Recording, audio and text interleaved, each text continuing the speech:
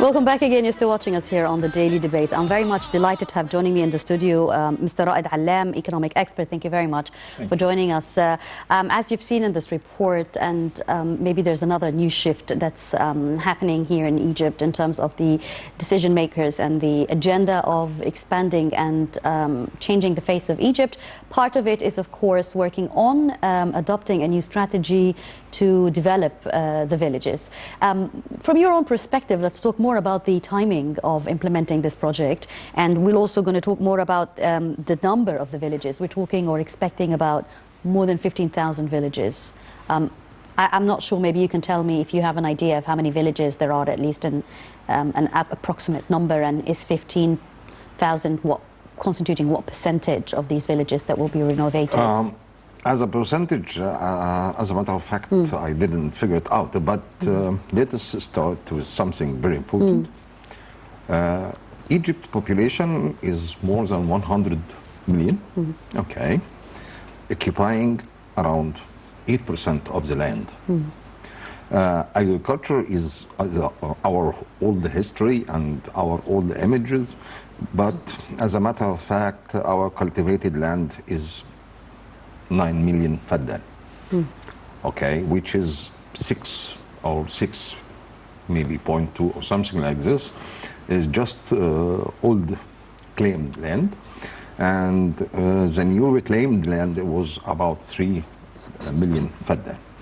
It's a very small area of Egypt because it compromises around 3.8% of our land, which is 1 million kilometers. So when we said, okay, let's go and to enhance the development of agriculture or to put some plans for modern technique for agriculture, okay, it's very important.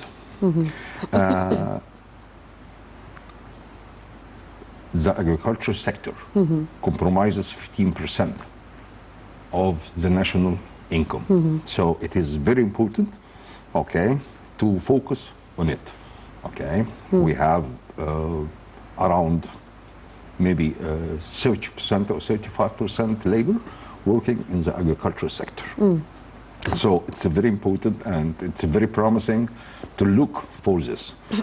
If we talk about it is big number, 15,000 villages or something like this, it could be very small and it could be medium, because depends on the number of people that are being occupied, that are occupying the piece of land, areas, the house, the space, and so on. But it is definitely a good approach, and it's a good way of thinking to fix many years ago other policy about decreasing land. Yes. Now, sir, there are the process or the strategy that Egypt is applying, or even the agenda, if I may say, is not very far away from the rest of the development agendas that are happening in the rest of the world, and I'm specifically talking about the UN Sustainable Development Agenda. So the goals that Egypt is trying to achieve in terms of developing these villages very much meets with the goals of the UN for Sustainable Development. So if we're going to talk about the implication and how that is going to be affecting the whole lifestyle in Egypt, and the 57%, I believe, or at least 57% of the population, what can you tell me? Okay. To start with, as I mentioned before, if we have all Egypt occupied by human beings is 8% of the total land. Okay, so we have a room for expanding our agriculture. Okay, we have a room for many projects, investments in general. Okay, when I put a plan for sustainable development, or to just to go with a certain growth, okay, so I have to look for many angles, okay, to follow. If we succeeded to facilitate some infrastructure, okay, because it is very important for agriculture too. If we look for any reports about our experts, they said, okay, there is a problem for moving crops or products or whatever. And the roads themselves, I believe, as well, needs It's very also important. renovation. The way the transportation means itself, okay, all of this is very important to comply with the plan we have to follow. There is a lot of industries related either or on the supply of the agriculture sector or feeding the agriculture sector. So when we talk about around 38% of our labor, we are not talking about only the people working in the agriculture. We are talking about others in the factories, others in the feeding industries. And those who are providing services to these villages. I'm glad you mentioned that, sir, because that's what I wanted to ask you next. And these rural areas, they have a certain lifestyle. And of course, they're also populated with youth. If we're going to talk about the impact of this change on the lifestyle of the youth in rural areas or villages, how is that going to change the face of these areas? To start with, not immigrate from villages or to cities, or out of the country. Okay. Meanwhile, if there is a good opportunity to work nearby his family, his home, whatever, it's more important. Okay. Most of the youth, less than 18% working in the agriculture. Okay, when reach or agricultural related businesses. Agricultural related business. When we talk about factories or something like this, I'm not talking about transporting. Okay, I'm just talking about the industry itself. It's a little bit different because they need some more skilled or more practical labor. Okay. Overall situation, definitely there is a good potential, okay, for increase in the labor, okay, need, okay, and definitely the practice will be different, especially if we decided to go for modern way of irrigation, modern way of agricultural techniques, or the product mix, and so on. Yes. So it is a good way, okay, to upgrade these areas. Yes. Now, while you said that we're obviously it's going to be going by the modern ways of upgrading these villages, that's also going to be including costs that are not very minor or little, and also very complicated in terms of the process. So can you give us a general perspective of the expected process that will be taking place in order to implement phases of this project? Okay. I imagine, first of all, we have to put a master plan, okay, and we have to think about some logistics, okay.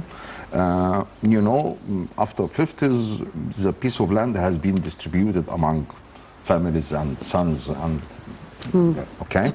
So when you look for the cost of cultivating whatever small piece of land, okay, it is going higher. So we have some logistics to think about it, how to gather, okay, certain lands or certain pieces of land together to use the new mechanic, technical, okay, tools, okay, to serve these areas. And the product mix, it should be also studied well, okay. And by far, definitely, we have to focus on the secondary agricultural schools, okay, because they will give them some better training, of course, to be able to cope with these developments. Yes. What was also very interesting is that while you, and I'm talking about the leadership being very keen to develop these rural areas and villages, they're also very keen to connect them to the rest of the developed cities, and especially as Egypt is going very fast with establishing new cities, and such as the new administrative capital and new cities in general, which are very smart by nature. So one of the tasks would be to be able to connect technologically or electronically the systems with the headquarters that will be established within these renewed villages to the new headquarters, to the institutions and the ministries which will be at the new administrative capital. From a technical perspective again, I know that the generations today are very pro technology, but still you have those generations that are stuck in the middle that are very resistant to coping or keeping up with it. Connecting these villages, or calling them smart villages, to connect them to electronically to the new cities. How is that going to again change the speed and the lifestyle and the way of life in general to these villages? Okay. One of our problem is to deal with many organizations or many authorities. Okay. You have to go to them, and that, traveling, okay, and that sort of thing. Traveling, or just to receive some piece of paper or something. And then they tell you go back again to the address on your ID card, and then again that causes a hassle. Okay, so if I'm going to do this, okay, definitely it will be a good step, especially that when we all ministries and most of the authorities will be moved to the new capital, okay, definitely it will be centered in the same area, yes, so of course, we can achieve this is quicker better and faster. Okay, but we have to put some steps, okay, what is important for the first and what is important for the second and the third and so on. Definitely we have to focus first for the infrastructure they need. Okay, water supply, electricity, sewage, and so on. Okay, and about how to use the modern technique for agriculture. Okay. Third, in my opinion, okay, to go for high technology usage. Okay. Which do you think is much more easier to approach and develop in rural areas than in cities that are already established? Yeah. Is it easier? Yeah. Why is it easier? Is it because the villages, is the nature different? Because they look for the cities and to other areas, and they said, why not we us also? Okay. And definitely there is some educated, some practiced use over there, okay, traveling here or there, not out of the Egypt, but inside Egypt, within Egypt, and he said, okay, I saw this here or that here, okay, so it is very important to give him the opportunity, okay, to use this, okay, to enjoy using this, okay. Definitely we have good potential for this, but it should be planned step 1, step 2, step 3. Okay. Now, you've mentioned earlier that this step of renovating and developing these villages is going to eliminate or control or limit the immigration to cities. However, for people who are already finding a safe haven and a comfort zone and have already well established the living in cities, for them to go back again with their families is going to require that these villages have well-established services that are provided for the entire family in terms of schools, sport clubs, or whatever it is that they need or that they find easily and very accessibly in cities. So do you think that it is a primary goal for these services to be already established before you start creating job opportunities that would force people to either go back again to their villages or eliminate completely immigration? It will decrease the immigration from villages to cities. But in my opinion, it's going to take time. The people live to cities or not. Really, that's very strange. I mean, I know a lot of people who live in cities. They would love to go and live in villages where it's very less polluted, too much greenery and peacefulness, as long as you have your services provided. They establish their life. They establish their way of doing things. Okay, and it is more easy for him to stay here because agricultural work is not that easy if we are going to say, okay, we are going to buy the professional book of agriculture that he has to go early in the morning and to irrigate in such way to spread the seeds in a different way, and you know. But it's not just about the seeds and the agriculture, which is a very big part of it, because that's the nature of their living lifestyle. That's why I mentioned specifically lifestyle in these villages. But again, on a parallel line, because Egypt is always working parallelly on different goals that all work together to develop the social and economic cycle in Egypt. The development of these villages is going to definitely, one way or the other, attract domestic or foreign investors. I'm talking about the investment here. If we are going to talk about old villages or new villages, because if we are going to talk about the old villages, it is high density people, there is very crowded and so on, okay? And you cannot spread it because it is limited to the land.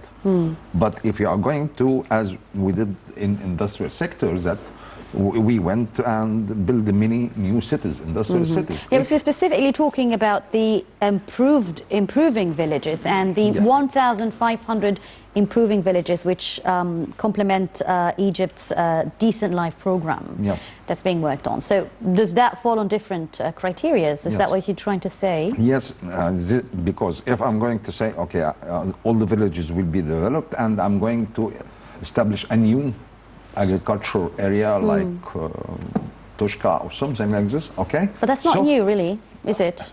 So it's been there. Maybe it's not very populated, but it's not really. Yes, because there's there is some problems. I think they started to solve it. But if I'm going to say, okay, there is a new land, and new approaches, and new opportunities, this will be reverse the immigration. Now, if we're going to talk about whether we're renovating, improving, or going for developing new villages on a smart scale, which is not really the scenario I'm talking about. I'm talking about the improvement scenario. The whole world, and even Egypt's one of the main goals for the 2030 Sustainable Development Program is to go towards energy-friendly or environmentally friendly use of energy. How is that, do you think, going to also be applied in these villages, taking into consideration two paths, the economic one and the social one, which is again the culture of these people in the villages to be able to adopt to energy and energy friendly, or environmentally rather friendly techniques? Okay.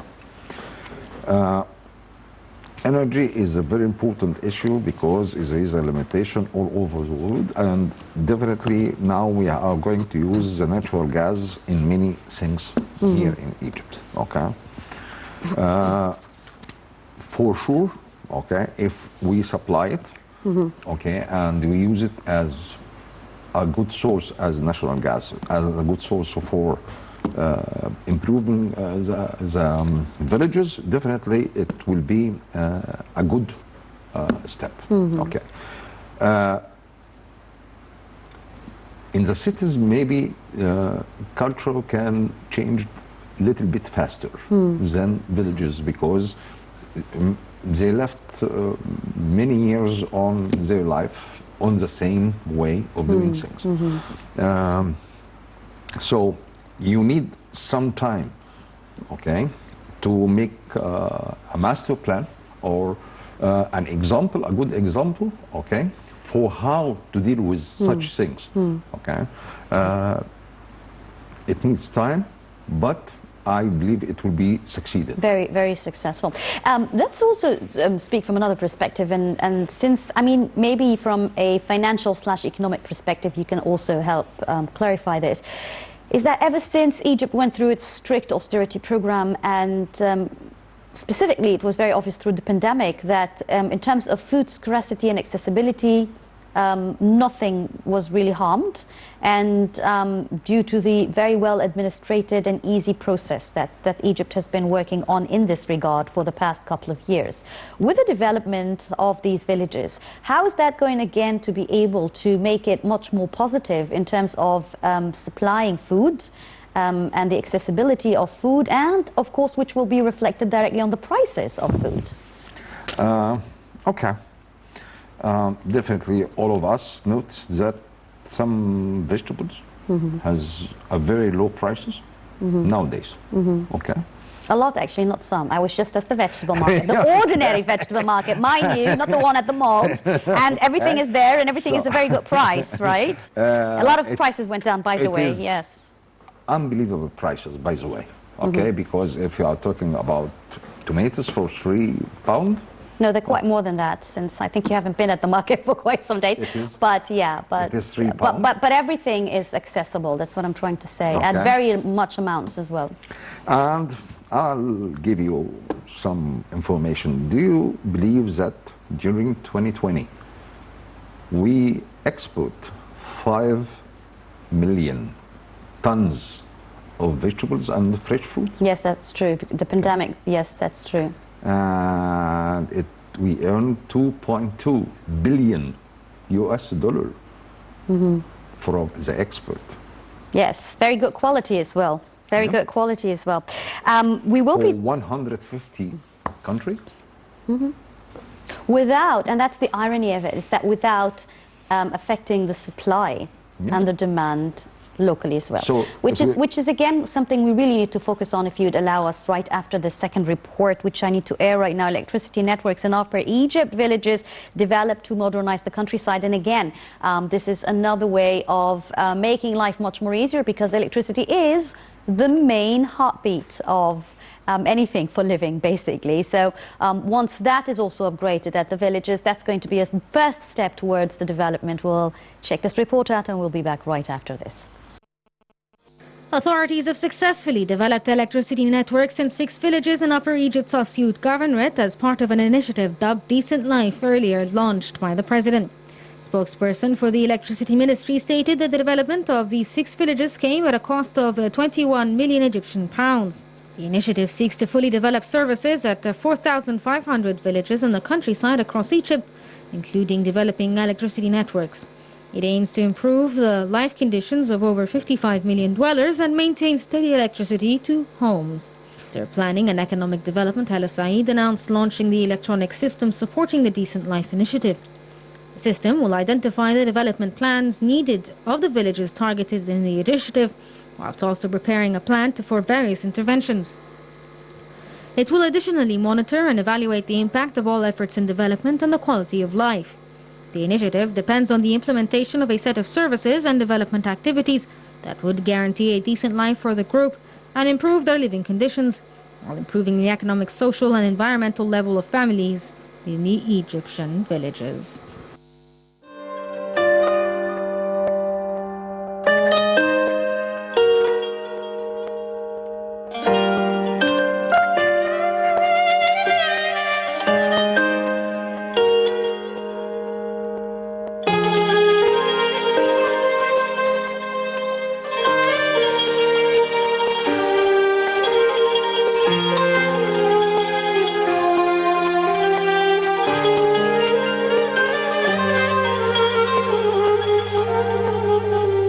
يلي حضنك هو نفسه حضن أمي،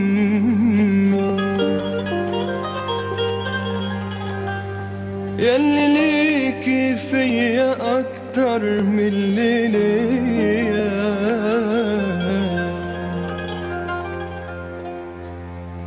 يلي مهما بعدت عنك جوا دمي،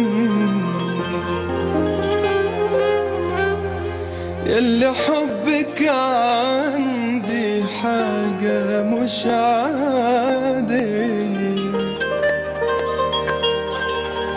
يلي حضنك هو نفسه حضن أمي،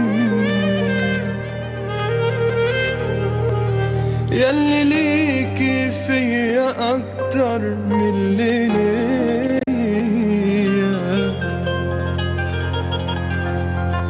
يلي مهما بعدت عنك جوا دمي، يلي حبك عندي مش عادية.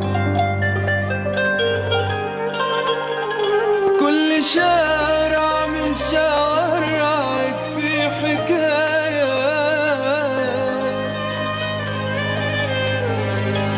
عن صحابي وعن حاجات حصلت معايا.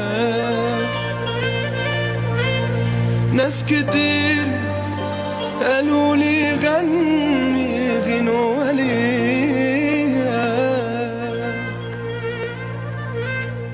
بس مهما كان غنايا مش Welcome back again. You're still watching us at the Daily Debate. I'm still joined very much delightedly to have Mr. Raed Allam, economic expert. Now, before we went out to this second report about the electricity, which we will also be shedding a brief light on, let's finish the point that we have discussed before that. And we were talking about the availability or accessibility of the different types of food, specifically vegetables and fruits for agriculture. And there were many reasons that have contributed to this positive stance.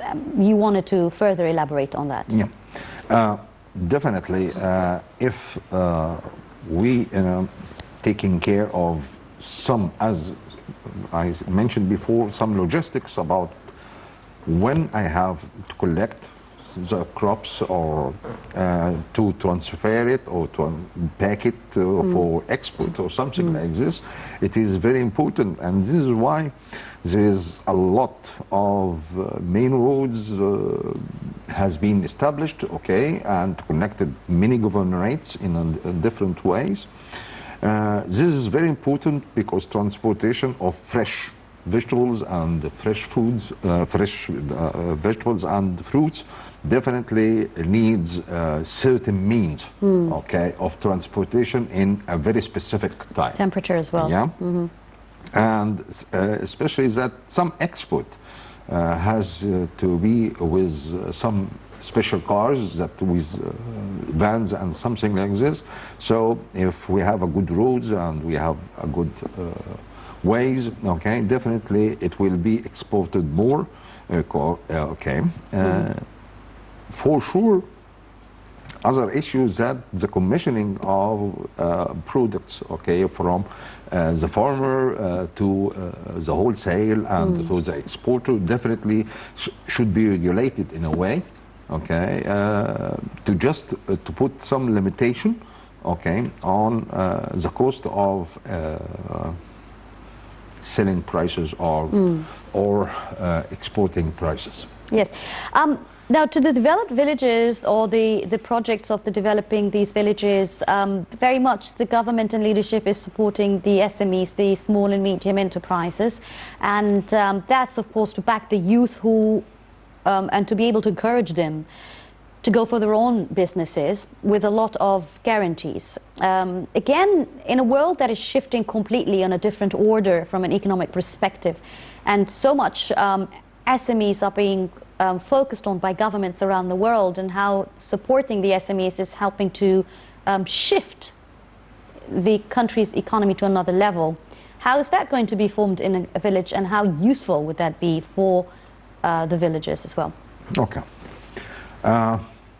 Definitely, as SMEs or small to medium projects, okay, there's many ideas, but if we are talking about the agriculture sector, okay, there is But not just agricultural, actually, pardon me. It could be a lot of, yeah, yes, that's what you're industry, focusing on, yes. Industry related to the agriculture, okay? There is two things, okay? Agriculture need some industries to be successful, okay? Equipments, pumps for water, a lot of things, fertilizers. Yes, fertilizers, I was just going to say that. And way of doing things, grading machines, and there is a lot of things you can do it in small shops, okay, or small projects. Not the fertilizer is a little bit complicated, because I believe that we have to import parts of it and something like that, yeah. On the other hand, okay, agriculture give for some industries, okay, the raw material. Okay, so we have a linked and a very efficient, okay, relation between agriculture and industries. If we are talking about SMEs, and usually we talk about something like a small factory or small packing company or something like this, definitely we have supported this level of finance of projects. And as I remember that there is an agreement between the Ministry of Agriculture and the Central Bank of Egypt to give the loans with 8%. Wow. Yeah. That's quite high. Yes. That's quite high with the new laws that have been implemented. We were just talking off air about that.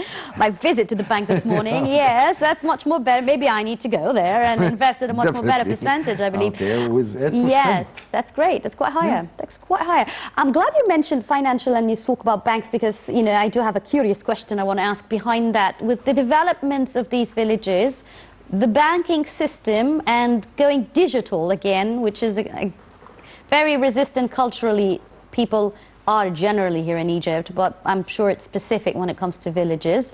How is that going to be able to ease the life and the transactions and the cashless society? If we talk about banks, definitely, not only in Egypt and all the world with the banks, management usually is more flexible and more elaborated to catch any opportunity to invest his money. If we are talking about, okay, this is a good project and there is potential for this, okay, definitely the banks will going to support this. Jasmine paste experts many years ago, and there is 2 or 3 banks very keen on this. Okay. Yes, and from another perspective, from a societal level, having those people in the villages who are going to be starting or thinking or planning or establishing their SMEs and work within this development process, and they want to be involved in the digitalization process of this. How is that going to happen, and what's the bank's role in this perspective? Okay.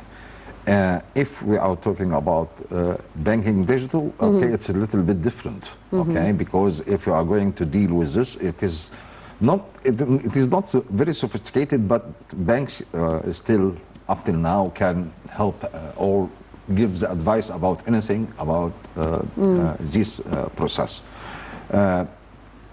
The principal bank for agriculture has many branches on almost all villages, and the people knows how to deal with this bank many years ago. Yes, and of course with the use of technology and the internet, things are a bit faster. Not very much. I'm still waiting for my password, which has not been arriving for the past 24 hours. But okay. Generally speaking... But, by the way, still, even in the cities, a lot of people don't trust this. They would like to go to the bank and to see if this cash balance or whatever. You mean they're very resistant to download the app and to actually go e-banking? Well, I'm very resistant myself, so I can imagine there's a lack of feeling of trust, I believe. I mean, no offense to the bank, but I think it's a natural nature of culture. Ages, okay, and I never use. It's just like shopping through using a credit card. You feel like it's before. You feel like I'd rather post my address of my house, but not my ID number or my Visa card number. I use my credit cards in everything except buying from internet. Yeah, same here. See, and you're supposed to be a banker. Okay, interesting. All right, so we're not very far away from the culture perspective. All right, where do you see the process of the renovation in the next 2-3 years? How's that going to be changing again the face of Egypt?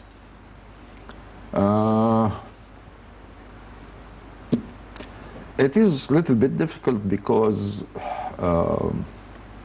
the corona problem has sort of paused down, but that's the whole world has paused down greatly.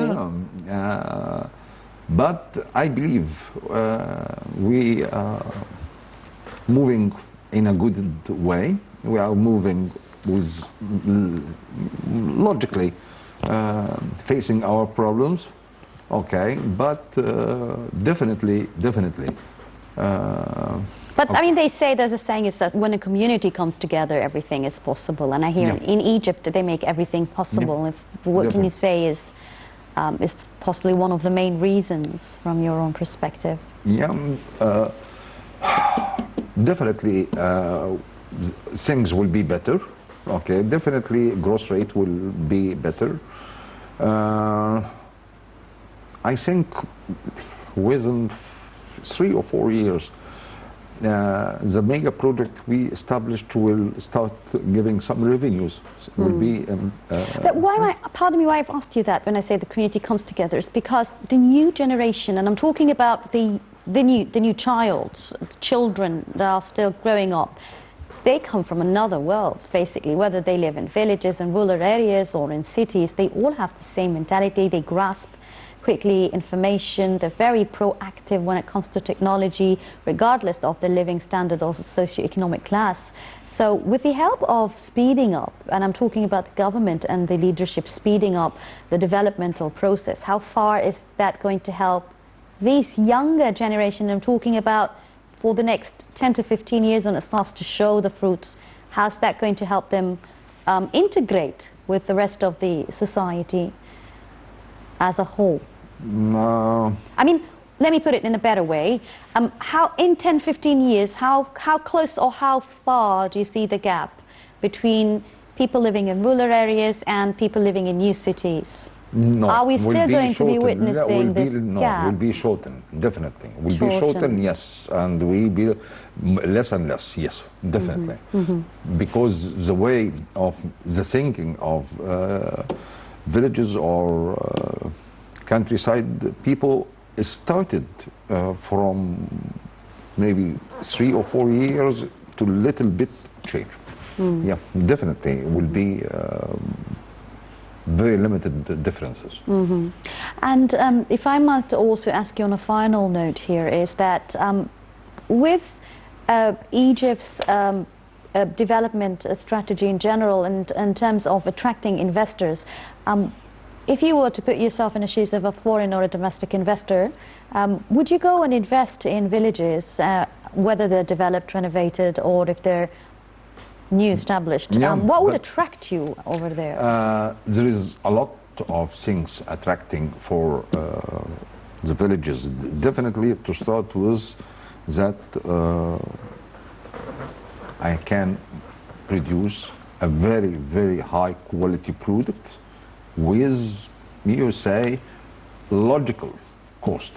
Okay, so I can just use it as for processing, okay? I can use it for exports, okay? The idea is how to collect, because I remember now that maybe 2 or 3 years ago, a Canadian group asked for to make a good juice factory here in Egypt, okay? Interesting. Yeah. And it was the only problem, how to collect this amount of tonnage of orange. Interesting. Wow. Well, I believe with this, new developed project, this is definitely going to be very different. Our time is unfortunately up. Mr. Raed Allam, economic expert, I'd like to thank you very much for joining me here at the Daily Debate. And that brings us to the end of our episode of the Daily Debate. I'm Yasmin Bakir signing off. Thank you for watching.